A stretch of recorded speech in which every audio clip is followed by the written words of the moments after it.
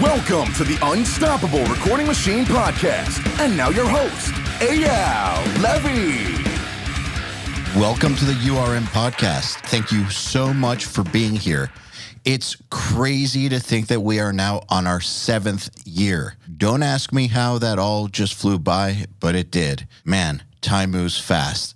And it's only because of you, the listeners. If you'd like us to stick around another 7 years, and there's a few simple things you can do that would really help us out. I would endlessly appreciate if you would, number 1, share our episodes with your friends. Number 2, post our episodes on your Facebook and Instagram and tag me at EYAL Levy URM Audio and at URM Academy, and of course, our guest.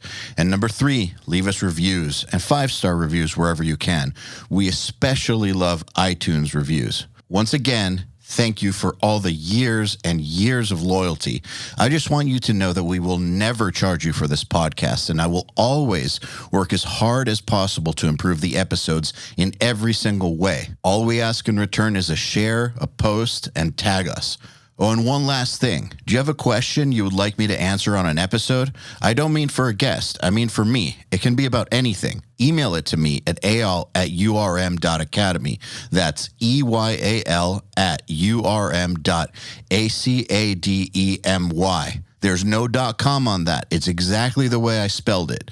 And use the subject line, Answer Me EYAL. All right, let's get on with it.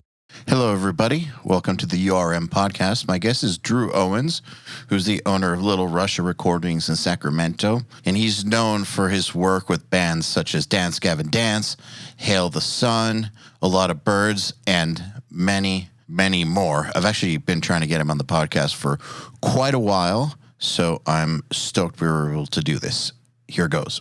Dryw Owens, welcome to the URM Podcast. Thank you very much for having me. It's a pleasure. So, would you consider yourself a musician or a producer? Yes. Yeah, okay. That's what I thought. Among other things, I guess the thing I consider myself most is probably a collaborator.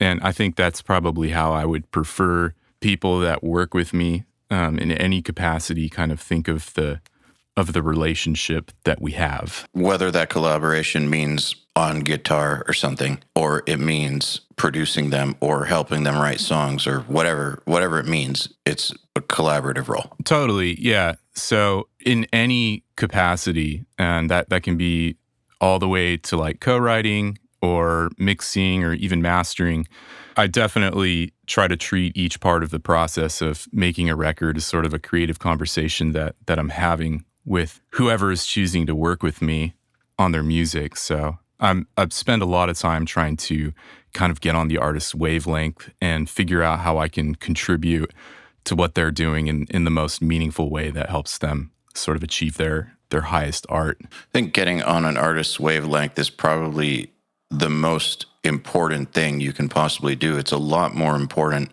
than the technical side of it. Now, I guess, let me just say that I think that with the technical side of it, it's just, if you're working with good bands, it's just assumed that you know that stuff. Like, if you don't know that stuff, you're not even going to be in the conversation. So, that stuff aside, everyone should learn the technical stuff and just be able to do it. But that aside, seriously, in my opinion, the most important thing is understanding the artist's wavelength, getting on their wavelength, and being able to basically be a vessel by which their art is committed to quote-unquote tape. Right, yeah, that's how I view it. And I also, I think, try to look at it as like, how can I kind of help you on your artistic journey? And how can we help each other become better artists? Because I take a lot of influence and I take a lot of my own method from the people that I work with. I've spent my career in audio trying to make myself sort of an endlessly adaptable person and worker in terms of the way I work technically and creatively, so that I can really try to realize the vision of whoever I'm working with. And like you said, like the technical, I think it's easy to get bogged down in the technical when you're creating, and everybody kind of has to make their own way to get around that. But ultimately, the way that I view it at this point is that the technical and mastery of the technical exists so that you can serve the creative. If you had to split those two apart And, like all the stuff that I do with DAWs and miking technique and knowing the ins and outs of equipment and what to do with it and the physics and all that, it's all to kind of serve the music and make me feel something from the music, make the artist feel something. It's translating all of that into the language of emotion. And that's really what music is for me, is the language of pathos. Well, yeah, the technical stuff is just in some ways the language you use to be able to operate the machinery that allows you to translate the art. Right. That's the point. Yeah. And it's easy to get distracted from that. I think I've spent long periods of time where I've kind of tried to do everything correctly and create something that's really balanced and hi-fi. But what does that mean, correctly? I think that some people will hear a sound and think like it's clear and correct, but going one step beyond that and actually trying to figure out how to make it produce emotion or make it sound inspiring, make you want to move, that's really the trick for me. And at this stage, that is really what I go for. So when you're talking about getting in the artist's headspace, could you talk a little bit about what that actually means? Because I feel like a lot of people will say that they have people skills or that they're good at establishing rapport, but it's kind of vague. I mean, I think I know what you mean, but I'd like to talk about what it actually means in real life. Like when you are in the room with a bunch of complete strangers, right, and you need them to be comfortable with you quickly, or else work's not going to happen, or at least it's not going to be as good as it could be. Like, how does that work? Like, what do? You said you work hard at it. Yeah, absolutely. I think for me, the place that it has to start with a very genuine interest, the artist's music and what we're going to do together. So this is part of my personality, but it's also part of just how I work is I really enjoy knowing the people that I work with, and I try to build trust on several different levels. I'm looking for people to work with that I think are going to be a good hang, honestly. Somebody whose music I can genuinely back and I can feel enthusiastic about the sounds that they want to make and also the trajectory of their career. So I kind of look for degrees of alignment, and then I talk to people a lot. The communication aspect of it is crucial to me. I always want to check in and make sure that the direction that we're moving in is something that aligns with artists' goals. And I really try to take a deep dive, especially if for all parts of the project, but I would say definitely the production, the writing, the tracking, all that sort of side of it is by far the most immersive for me.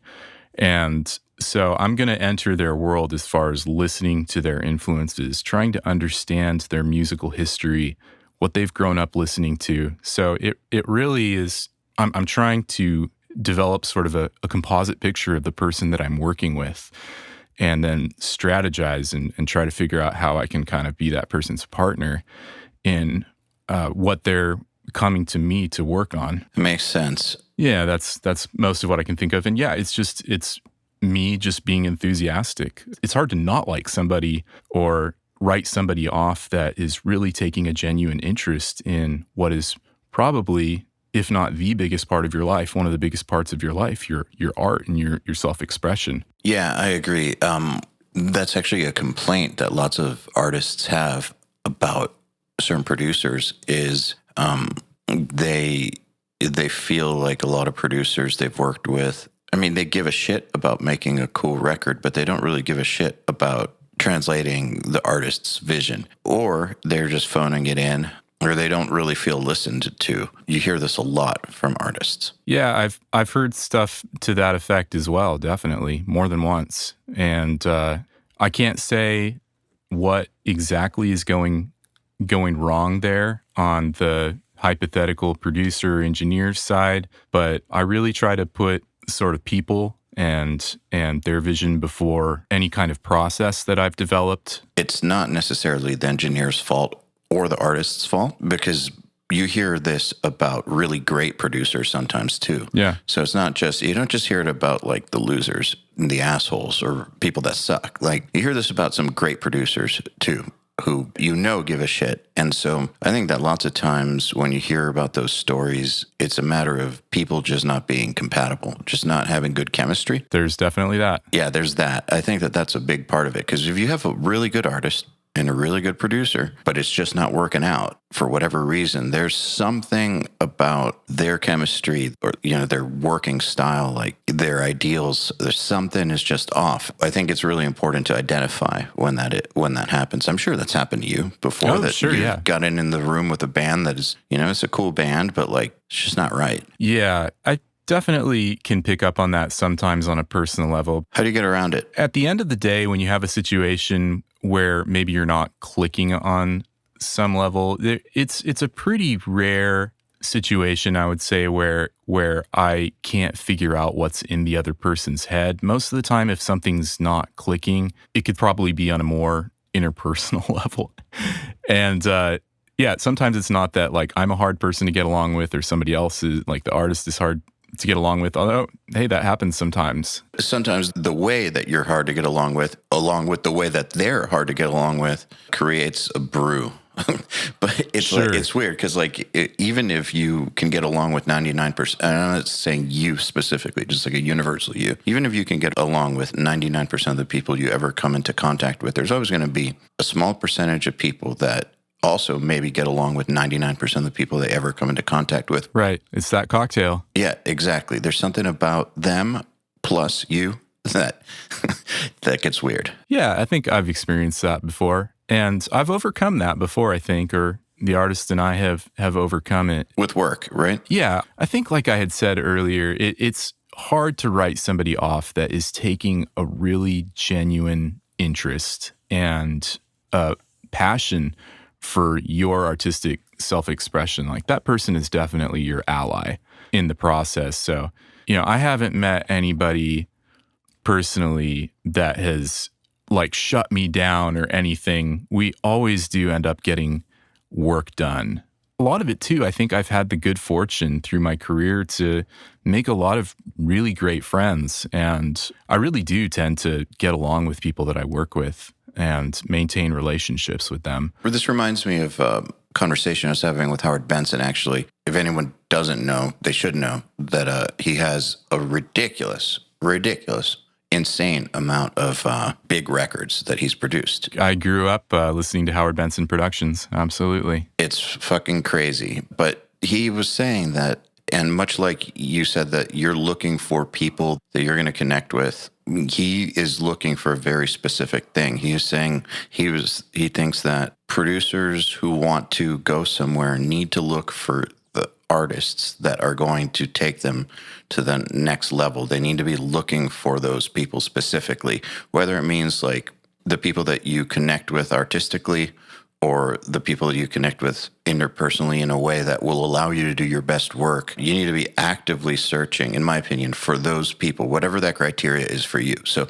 like if the criteria is you want to make hits, you need to actively be searching for artists that would fit that criteria. If what you want to do is make really, really cool art with really cool people, you need to be very deliberate about looking for those people, recognizing those people, and then trying to make it work with those people. And I feel like if you do that, you're deliberate about it and you really, really give a shit, put yourself in situations where it's natural for you to give a shit, then it's a lot easier to honestly give a shit. Totally. That can be a kind of genius of itself, is knowing the people that you think are destined to do something really special. And I've had friends like that in my life. I definitely do look for, like I had mentioned earlier, the trajectory of the artist. And that's important to me.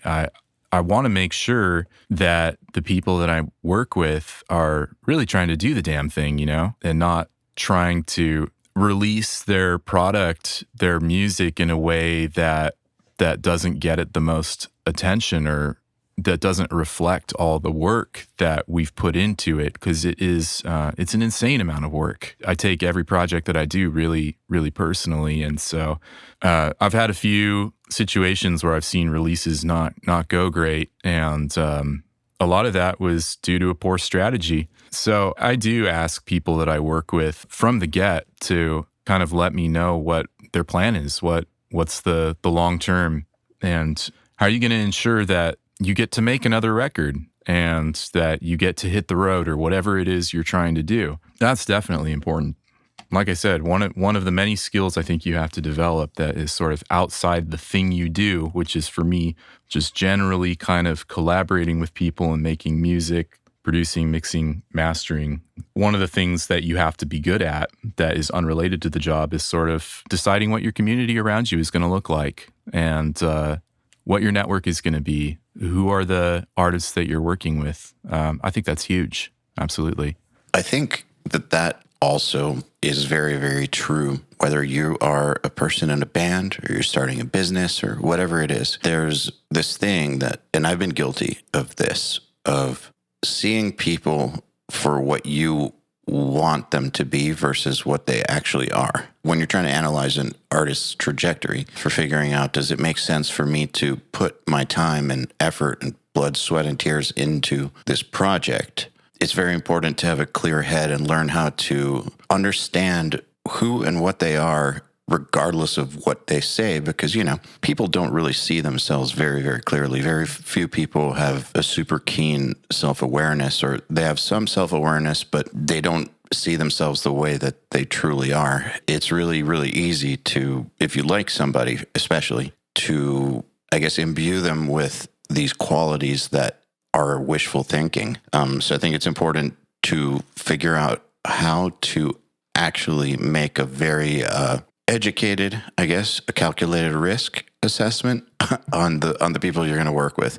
Because at least for me, doing that or not doing that has been the difference between most of the projects that I've worked on either succeeding or failing. I mean, sometimes it's been my fault too, in terms of me just being the wrong person for the job. But I mean, I take responsibility for stuff that hasn't worked out, even if it was the other person, just because it was my fault for even agreeing to team up with them in the first place. But all the best things that have ever happened in my life have been as a result of getting with the right people, partnering up with the right people, collaborating with the right people. And all the worst things have always been the opposite of that, where I knew something was up, but I didn't listen to that voice, or I just didn't do my due diligence or something, something like that. Right. And it comes out at some point. It does. It blows up in your face. Yeah, I've had that happen. Your perspective is definitely ringing true in my experience. A lot of the reasons that my career has done what it has done is because of some of the friends I've had and some of the people that I've worked with.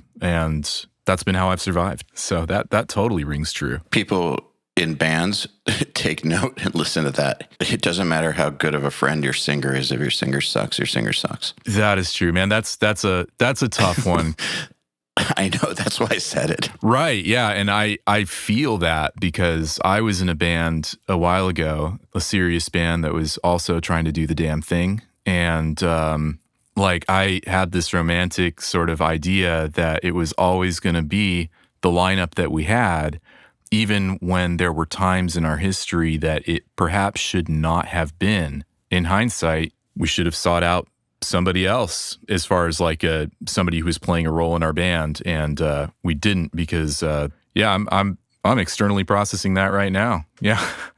That's like the story of so many bands that almost went somewhere or never went anywhere, or even bands who did get somewhere but had a ton of potential but just couldn't break through. What's funny is there's a lot of bands out there who are really good, who will get to a certain level and just cannot penetrate the next level. And it's not because of the quality of their music. I mean, sometimes it is, but oftentimes it's not. If you compare them side by side with bands that are next level from them in terms of success, oh yeah, they'll be just as good. I'm thinking of a handful of artists in my head right now. I definitely see what you're saying. Exactly. So you start wondering, what's the issue? There's this myth. I think it's kind of a myth. I mean, there's some truth to it, but a lot of people will say that great artists get overlooked and the industry is super unfair to lots of artists. And while there is some truth to that, what I have noticed is that these bands I'm talking about right now, without fail, anytime that there's a band that cannot seem to break through, there is some sort of interpersonal issue in the lineup that makes them completely dysfunctional. There's some member that they will not kick out, that they should have kicked out, that just creates a toxic environment where they don't want to do the work required, or somebody who pisses off the business people and then they don't get the opportunities they need, or they all have drug habits that prevent them from, just being proactive about their careers. Like there's always something, without fail, there's always something. Like the amount of people who actually get screwed and like all the cards are just bad, they get dealt horrible decks. That's so rare, actually. That's interesting. I mean, I can tell you right off the bat, I mean, you have a few years on me as far as watching. And I've been around for a bit now. As in, I'm older than you? Sure, yeah. Not that, there's nothing bad about that. I'm older than a lot of people too. Yeah, it means I haven't died. Right. Well, I'm 35 and I'm 42. I've been doing this since I was in my early 20s, and so you definitely take note of the trends that you see, and yeah, what I've seen agrees with what you're saying. That's kind of something that I look for in artists as well. When you talk about something sort of internally being wrong, I guess my term for it that I think of in my head is like, is there a broken decision-making mechanism in this band? How are they making decisions? And it can be really hard to find actually a band, if it's like a democracy kind of situation, or an artist just vaguely, that has a really functional, methodical, and working method of making decisions. And I read somewhere, I can't remember who said it, I probably would catch a little bit of flack for saying this, but democracy sounds bad, can be a truth. When you have too many cooks in the kitchen, it can really slow down and sort of stymie the decision-making process. And one example I can think of for that is artists when they are getting ready to choose the first single off an album, if they're doing an album. And what I tend to see a lot of is different people in the band will pick a different song for different reasons, but they might all disagree. So what they end up doing a lot of times, not always, but a lot of times, is they'll end up picking sort of a second place or a third place that just really isn't the best single in any way, but it's a compromise. And that, I think, is an example of some maybe not great decision-making that can actually hamper the progress of the band. I don't know if you've noticed that. Abso-fucking-lutely. I feel like when I made my band a democracy, that's when things started to go really wrong. And it's weird to say it, but there needs to be someone who just says how things are going to go. That doesn't mean ignores everyone else. That doesn't mean that other people shouldn't have their role and own their role. But there needs to be someone who says, we are doing this, and everyone's on board, unless it's really stupid. Otherwise, you get people who aren't great thinkers on a certain topic. Like maybe they're not good at strategy. Maybe they're not good at logistics and planning. You get people whose expertise isn't in a certain area having an equal voice with people who are really great at something, and that really gets in the way. So one thing I've noticed with the Riff Hard podcast is, we talk to people from bands that are super successful, and who have been around forever. We generally don't talk to too many baby bands, though every once in a while we do, but we have spoken to some true veterans, and the thing that they all have in common, like every single one, without fail, is every one of these bands has a system for making decisions and communicating where everybody knows their role, everybody is down with the process, and it works. And it doesn't work by accident. Like they have come to this agreement.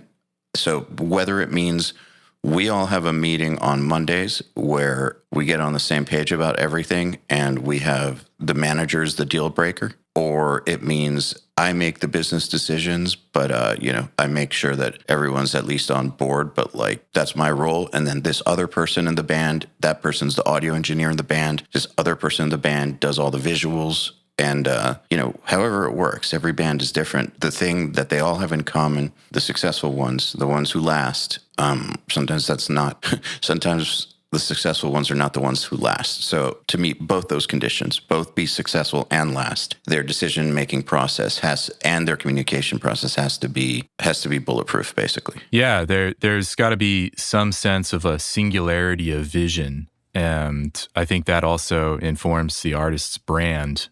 And the members of the band, if it's a group, need to rally behind that. And I said democracy sounds bad, quoted the unknown quote there.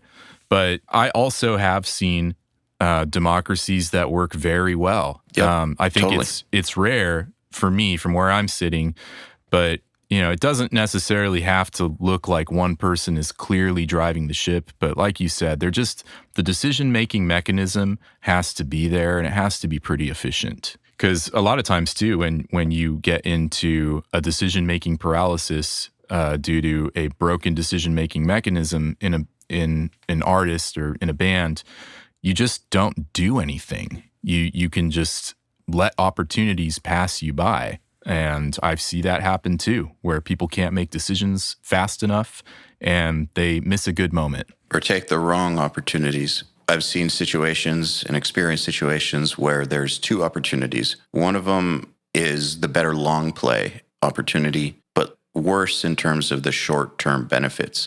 Whereas option B is shitty for the long play, but slightly better in the short term. With a democracy, if people aren't all on the same page, if 4 people are leaning towards short-term benefits and then one person has a long-term vision, you're going to go with the short-term benefits and make stupid fucking moves. Now, I have seen democracies that work, but I guess it comes down to what I said, is that every band that is successful and lasts does have a system that works, whether it's a benign dictatorship or a democracy, like whatever it is, they have something that works for their situation and for their collective personality. Yeah, totally. And yeah, with the whole long game versus short term thing, it seems like that could really change depending on what they're talking about. And there's definitely, I really feel for artists that feel, especially where recording is concerned, to kind of get things out quicker. It feels like there is just not as much time for artists to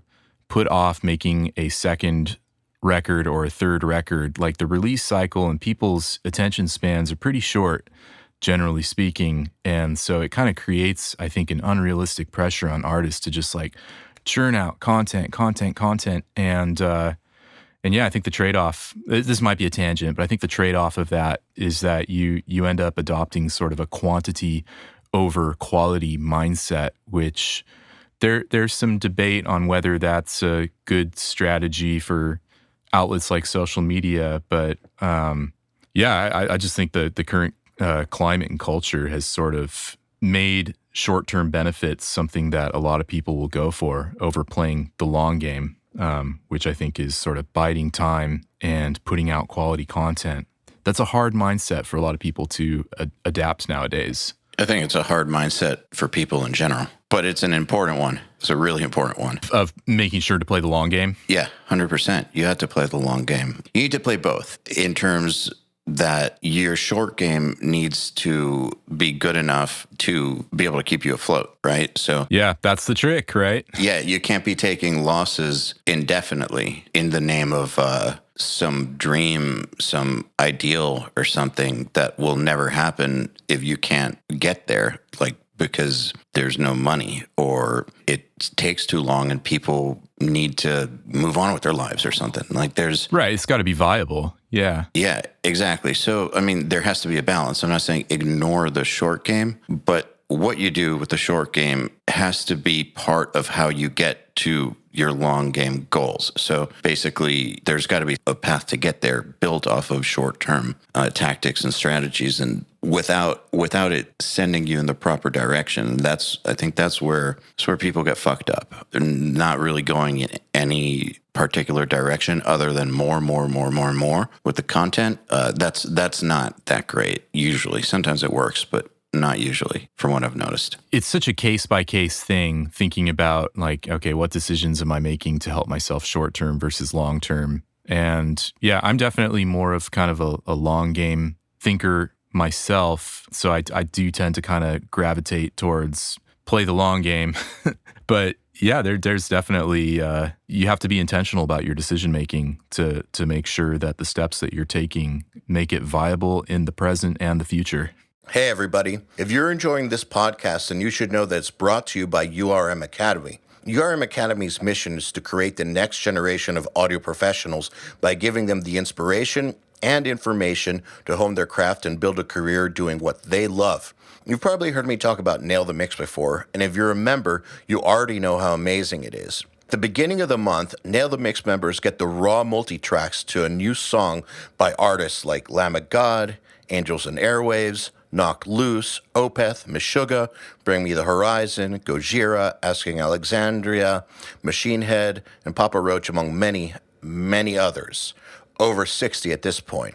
Then at the end of the month, the producer who mixed it comes on and does a live streaming walkthrough of exactly how they mix the song on the album and takes your questions live on air. And these are guys like TLA, Will Putney, Jens Bogren, Dan Lancaster, Tui Madsen, Andrew Wade, and many, many more. You'll also get access to MixLab, which is our collection of dozens of bite-sized mixing tutorials that cover all the basics, as well as Portfolio Builder, which is a library of pro-quality multi-tracks cleared for use in your portfolio, so your career will never again be held back by the quality of your source material. And for those of you who really want to step up their game, we have another membership tier called URM Enhance, which includes everything I already told you about and access to our massive library of fast tracks, which are deep, super detailed courses on intermediate and advanced topics like gain staging, mastering, low end, and so forth. It's over 500 hours of content, and man, let me tell you, this stuff is just insanely detailed. Enhanced members also get access to one-on-ones, which are basically office hour sessions with us, and Mix Rescue, which is where we open up one of your mixes and fix it up and talk you through exactly what we're doing at every step. So if any of that sounds interesting to you, if you're ready to level up your mixing skills in your audio career, head over to urm.academy to find out more. Something you said about artists not having as much time for their second records, for instance, I feel like that's always been true, even before social media, because even when you had like your traditional album release cycle, where there was no social media, so it was all about radio or MTV or whatnot, still, like, so a band would be expected to tour for a year and a half and then write for 3 months, get in the studio and repeat. And so even in those days, they weren't given the time, which is why the sophomore slump is a thing. Right. Yeah. I see what you're talking about there. And I did definitely follow some bands growing up that have a not great story about their second record, especially if maybe they would sign to a major or something and the policy would be like, okay, you got to tour for this long and then you're going to lock yourself up for 6 to 8 weeks and write a record in that time. And those are the parameters you have to work with. So yeah, there's definitely some of that. I think what I'm sort of noticing, and there was a time you could get to, and this was sort of maybe this kind of still exists, but where you could, if you were widely followed enough, you could wait a few years between records. And I think it wasn't unusual to see a lot of artists that had been established waiting maybe 3 years in between records. And if you're good enough. Yeah, if you're creating a real artistic statement that has your blood, sweat, and tears and has been inspired by all the things that you've experienced in life, it takes time to develop that art. From what I see, from where I'm sitting, I've seen a lot of artists that are putting out records with a gap of like a year or maybe just a little bit more than that. God, that's quick. Yeah, I mean, I'm not going to say that's wrong. I mean, that's if that is the pace at which you create, and I know some very prolific people that can create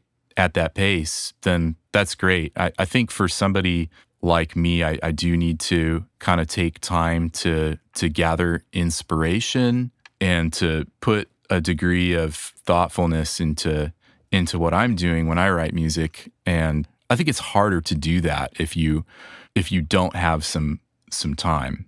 And it might be that people are making music in the same way that they have been, and the landscape of who's putting out material quickly and who's not has sort of shifted, because a lot of things have changed in the last 20, 30 years. But yeah, that's just my observation. You mentioned in the pre-interview that the idea of marketing your own personal brand is one of the things that you dislike the most out of all this. However, Right. Yeah. it is an essential component to creating a studio business or anything, really. And I think a lot of the listeners who are in the early phases of creating their recording, quote unquote, personas or brands or studios are in the same boat. Like, I think producers, mixers, engineers, they just kind of are repulsed by the idea in general. Like, you have a few outliers like CLA or partner Joey Sturgis who are cool with it, but by and large, they're not. Can you talk a little bit about how you overcame the cringe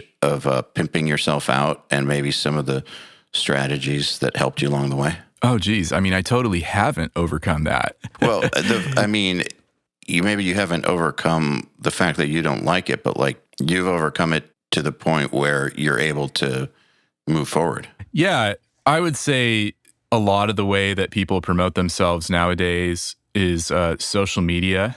Just for personal reasons, I try to really limit my engagement with social media. I think it's a great thing for a lot of people. For me, I find that it kind of distracts me from the work. It can be a place where you gather inspiration. I haven't found it to be that really for me.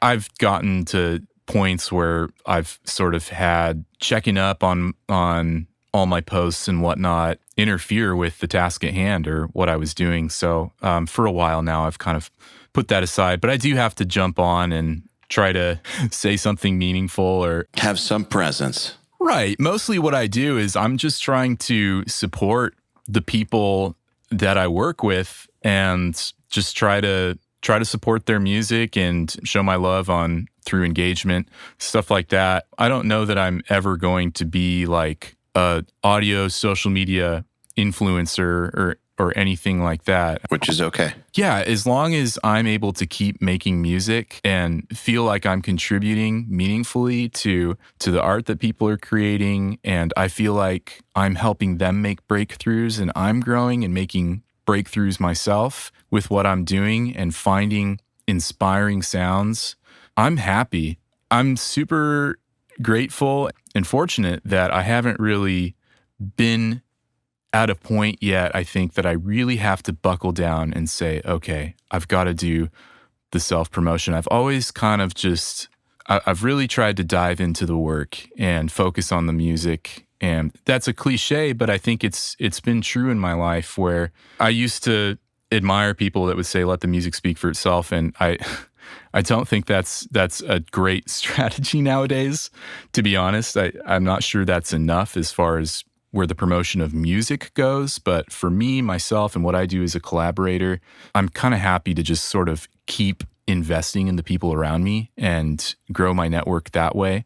I think that can be sort of a form of promotion in itself, is having a good community, having friends, and just trying to invest in those around you. That's the strategy that I've taken. I want to live in a world where that works. So hopefully it does. So here's the thing. I think that most producers who are listening to this, who think that they need to do the social media influencer thing or get into Facebook advertisement or take marketing courses, they're wrong. They don't. People like Joey or CLA are total outliers. Most producers don't really do more than just post about what they are working on. If a release comes out, they'll at least make sure that they are taking credit for what they've worked on, through their social media. Yeah, that's important. That's very important, but that's about as much as you really need to do if you are doing what you said, which is properly investing in the relationships that you have and really helping bands move forward. You don't really need to worry about promotion so much. I actually don't know any successful producers who have gotten any work off of advertisement or anything like that. And then the social media stuff for Joey and CLA, that's not the stuff that made them successful producers. That's the stuff that helped them sell products. Right. Yeah. It was the music that they worked on and the traction that got, and their solid work that helped bring that music to the next level. And promotion or no promotion, definitely some degree of promotion, I think. But I think there are a lot of ways that one can find success or a fulfilling career in this field. I think everybody's path is going to look a little bit different. So I've kind of had to find a way to exist in this world that works for me and that harnesses some of the strengths that I have. And it's going to look totally different for somebody else. I think that I've seen people, I can't say how much work they've really been able to get, but they have super impressive followings on their social media pages. I'm thinking of mostly Instagram. And if you're doing like a studio thing and it's not so much about the music that you're doing, just showing all your room and your gear and all the cool stuff, there are definitely people that would want to put that to good use. And I think you can book your place out doing stuff like that. So it's just kind of a matter, I think, of what angle you want to take. Yeah, absolutely. But it's definitely not required or even that helpful, I think, to go nuts with that stuff. If what you want to do is be a producer, songwriter, engineer, mixer. I guess I'm speaking to a lot of people who get way too wrapped up with business courses or marketing courses. That shit really doesn't matter that much. Yeah, I've never done anything like that. And I may not be the best person to coach anybody on this kind of stuff. I consider myself a very unlikely and reluctant entrepreneur. I had to become an entrepreneur because I knew that this road was the one that I wanted to take. And so I had to figure out a way to make it work. But yeah, I have never gotten into studying business or marketing. I know people that have, and I've benefited from some of that knowledge. I think it's hard. I've always felt a tension between applying some of that to what I do and maintaining the artistic integrity of it. I think that those two forces don't have to be, but they can be in conflict with one another. I agree. I think focusing on helping artists fulfill their visions and get to the next level is the most important thing by far. Or helping other producers get there with their artists. Whatever it is helping people get to the next level with what it is that they're working on. That's kind of the be-all, end-all, in my opinion. That is personally my philosophy, and that's how I grow and get better at this job myself, is trying to take people to the next level, but also doing it as a student, maintaining the posture of a student, and always be prepared to learn from the people that you're working with. That's crucial for me. Yeah. So just out of curiosity, we were talking about quantity earlier, quantity of music getting released and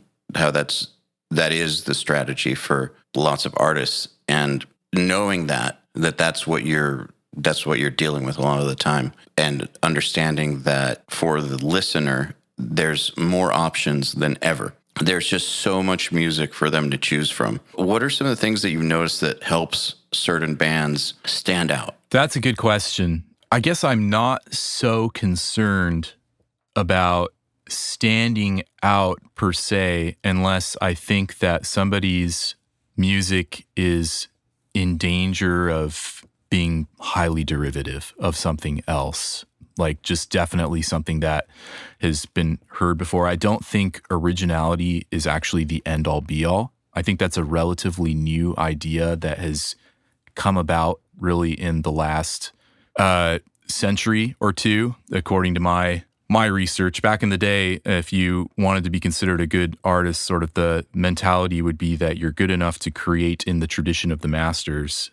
So if that's somebody's mindset, and I think that mindset can be prevalent in some kinds of music, it can be very genre dependent, then create in the tradition that you want to create. I think it's good to try to add something to it. But really, at the end of the day, I think my philosophy is try to make sure that what you're creating is something that you would listen to and that you enjoy and that reflects your artistic intention. And that may not be very helpful for somebody that is approaching music with the mindset of, I want to succeed financially. I want to just make a living doing music, period. That may not be helpful for them. But I guess the angle that I take with music is not necessarily that I do it or that somebody else should do it to make a living, but that they're doing it as an expression, like the highest and best expression of themselves. And that hopefully when somebody else hears that and sort of everybody's music is just a repackaging of influences, hopefully when they put that music out, it'll make somebody else feel the way that they felt when they heard what inspired them. Does that make sense? Absolutely. I actually agree with you completely. I think that originality it's just kind of a weird goal because your personality is your personality. And the types of ideas that you have, if you think differently than most people, that's just going to come through. So in my opinion, the pursuit should be to make stuff that's as good as possible, write the best songs possible, get the best recording possible by however you define it, get as good as you can at guitar by how you define it, because your style and the originality, well, that's in your personality. Like that's just going to come through. And if you have a super unique personality and you write the best songs possible, well, they're going to be really unique, awesome songs. But like, even if your personality is only 2% different than like, your average personality, if you write the best songs possible, there's still room for you at the table. So I feel like trying for originality is the wrong move because you are who you are. You will create things that are who you are, whether you try to or not. So instead of trying to make things different for the sake of just being different, whatever that means, just try to make them awesome. That's my thoughts too. Totally. And I think that can sort of lead to a more organic form of trying to arrive at some form of originality, which is as you keep creating, every album or song that you make is going to be sort of a snapshot of you and your influences and how you were thinking at a certain time. And you're going to start to arrive, I think, at some more originality when you listen back to the things that you've done, realize the things that you did well and some of the things that you can improve on. And next time you want to get a certain sound or do a certain thing in your songwriting, you're going to think, well, maybe I've already done that before. And I want to try to, for the sake of fulfilling myself and my creative drive, I want to figure out another way to do this thing that maybe I did on the last record, but in a different way and better.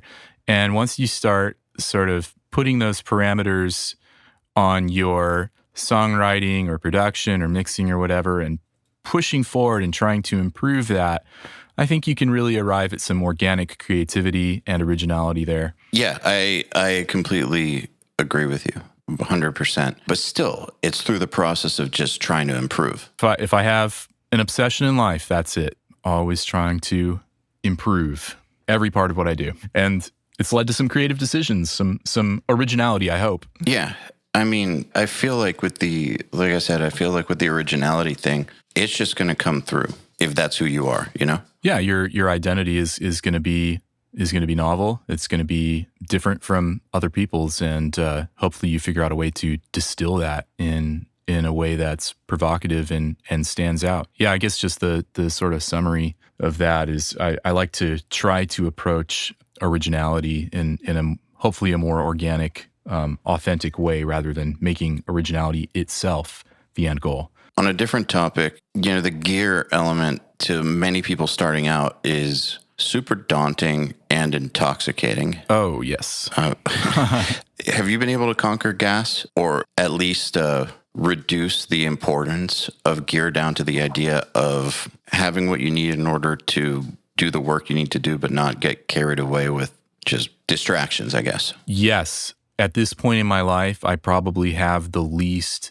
gas that I've ever had. That doesn't mean that I don't have my eye on a few things that I'd like to try and experiment with. I mean, that's just natural. What I mean by gas is just like people distracting themselves from getting better by doing too much purchasing or researching of gear. Oh, that's totally possible. Yeah, as opposed to just wanting new tools and trying new tools. It's different. Yeah, there have been, I think, a few times where the gear has sort of gotten in the way for me. I'm at a point now where I think I've gone through enough rabbit holes, and I'll still go down more in the future, but I've built up a repertoire here of equipment that I really like and that have an identity and a sound. But really the purpose of all the gear is to be able to make happen any sound or idea that my mind can conceive of. That can be an incredibly difficult process, as I think anybody who's tried to create music knows that when you conceive of a sound, making that a reality can be difficult. And so I've had to put a tremendous amount of time into trying to find pieces of equipment, whether they be plugins or hardware or whatever, or instruments that can get sounds that I tend to conceive of and that the people that I work with desire. I find this topic very interesting, and sometimes I think it can definitely be tiring because people definitely can, I think, swing to either extreme of gear doesn't matter at all, which I don't think is true. Well, that's just bullshit. It does matter. Of course it matters. It doesn't matter as much as what you're doing with it, of course. So if you're doing something great, you can do something great on shitty gear or on less than ideal gear, and you can do really shitty things on amazing gear. But I mean, to think that gear doesn't matter, that like if you're doing something amazing and then doing it through the right amazing gear, to think that that's not going to help is just ignorant. Yeah, I totally agree. Like there are certain machines that do a sound and they do a thing that I like. I personally don't know how to get that sound using an alternative approach, but that's not always true. Sometimes you can get creative and you can sort of replicate something that a processor does by other means. But yeah, I think if you're an engineer, it's kind of hard not to go down the gear rabbit hole to some degree, because part of becoming an engineer and a mixer in particular, I think, is sort of understanding the colors that are out there at your disposal. Music is highly subjective, and the colors and the whatever, that's an abstract term, the sounds that you are going to value and want to use are going to be different from somebody else's. So if that leads you to need some really expensive stuff, then great. And if you don't need that, great too. Great. Better for your pocketbook. I guess I'm kind of agnostic about it, because when it comes down to it, I'm just trying to create a palette of colors that are really useful to me and that I can help other people with. And it's going to look different for me in my community than it will for somebody else in theirs. But it's the gear, man, it's so much fun. Like, I have the good fortune to have a lot of great pieces here as I look around, and they all do a cool thing. And I'm more stoked than ever about the plugins that I have at my disposal, especially some of the ones that have been coming out lately. I get totally jazzed on that stuff. Sometimes having a new plugin in the morning to put through the paces is great. And then, yes, it can also be distracting as far as gear. I'm thinking of a few engineers I know that have switched monitors like really rapidly. And for me, the listen chain in the studio is sort of the holy grail of equipment. For me, that's sort of the portal through which I access the world of audio. It's, how I experience everything, that in my room. So when I see people changing monitors out like crazy and trying to get work done, I personally don't understand how somebody could do that. I've seen it too. It's almost obsessive, like they can't control themselves or something. Yeah, there's some FOMO there too. Yeah, I definitely think about my listen situation. I love it. Personally, I have some Amphions and a dual sub setup that I've been mixing on that for quite a while now. But yeah, I'll do something like, there was a period of time where I was kind of adjusting to my new room, and I had to get the timing calibration right between my subs and my near fields here. And just the amount of change that introduced, along with orienting my speakers a little bit differently and moving them away from the wall a little bit or moving them towards the wall. I mean, those are profound differences to my ears, and they really affect how I perceive and do work. And to have sort of that ground under me be shifting on a consistent basis, I couldn't imagine that. And like I said, hey, it works for some people. That would not work for me. And to me, that seems like maybe that's an unproductive level of auditioning. It's like with gear, I gotta make sure that I don't get myself into too many pieces of gear at once. I've got to kind of time how I kind of bring new stuff and retire old stuff from my rotation. out of my toolbox as needed, I guess, right? just kind of based on wherever my inspiration is leading. And I'm constantly working on theoretical models in my brain, and also that I take notes on. I use like an iCloud note system pretty religiously to try to track my thoughts on just sort of the theory of what I'm doing. It probably sounds kind of weird. It makes sense. But yeah, just different, like if I want to try a concept or something like that, I'll be listening to music when I'm not working and try to kind of figure out like how did somebody get that sound that they got, and what does that sound like? And if I try to just listen and kind of figure it out, I'll come up with some strategy that I'll write down and try to employ. Usually it involves all the normal tools of EQ and compression and reverb or whatever, but maybe routed unconventionally. I've actually got that page up. Some of it is just trying to like make different presets for myself to do different things. I really, even though I'm very much try to approach music conceptually and emotionally, I am definitely like a tweak head when it comes to getting into processors, diving in. I'm a menu diver, and I'm always kind of trying to optimize things to work for me.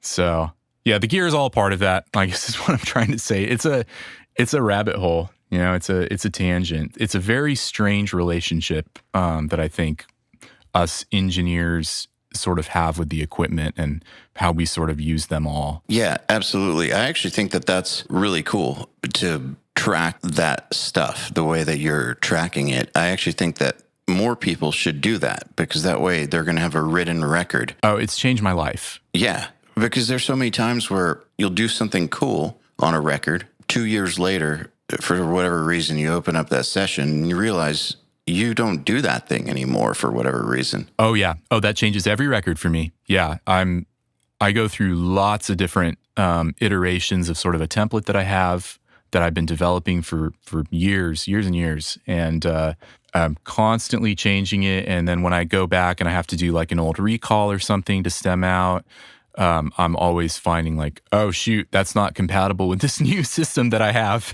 And there are times where it can actually create a little more work for me, but I've got to commit to moving forward and trying to perfect the craft, as perfect or whatever as it can be.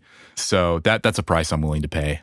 And yeah, it does lead to some awesome stuff. And also when you get your ideas out on paper and you look at it back, you're going to know pretty quickly if your logic is flawed in certain situations.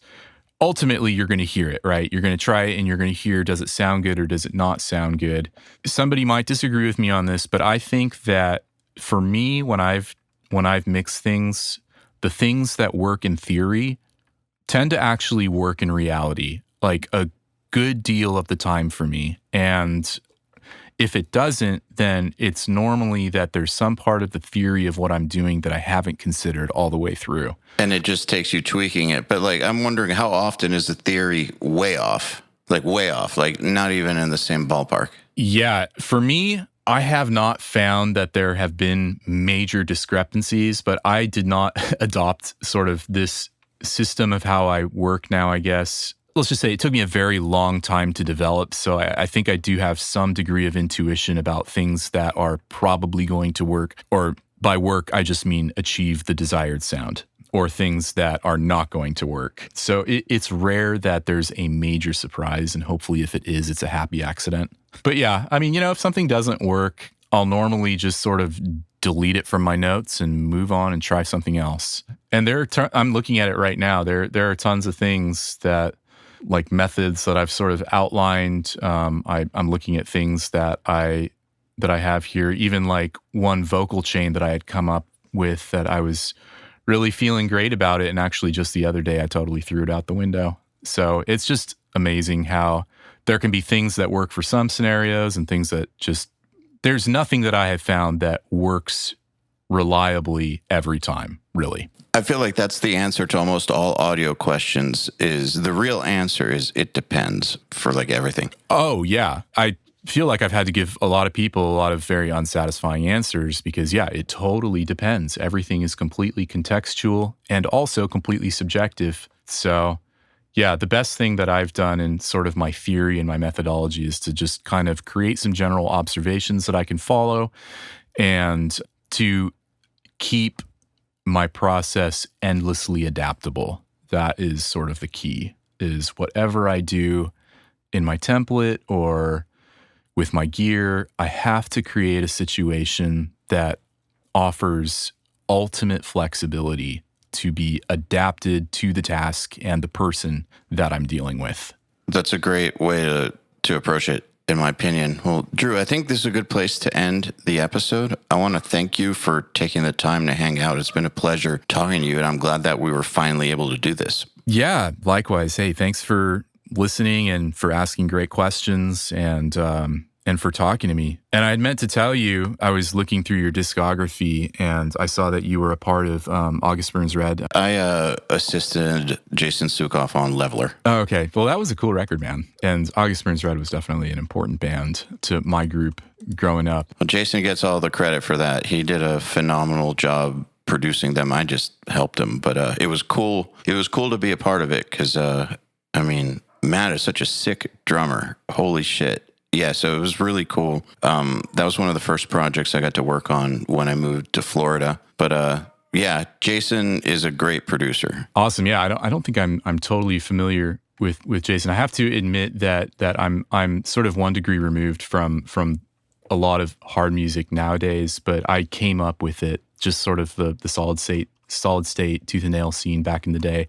It's a big part of my life, but I've definitely saw some stuff in your discography that you've worked with that was really awesome stuff that I heard when I was a little bit younger. Demon Hunter, Chelsea Grin. So yeah, awesome stuff. And yeah, thanks for chatting. Well, thank you. All right, then. Another URM podcast episode in the bag. Please remember to share our episodes with your friends, as well as post them to your Facebook and Instagram or any social media you use. Please tag me at EYAL Levy URM Audio at URM Academy, and of course, tag our guests as well. I mean, they really do appreciate it. In addition, do you have any questions for me about anything? Email them to me at eyal@urm.academy. That's EYAL at urm.academy,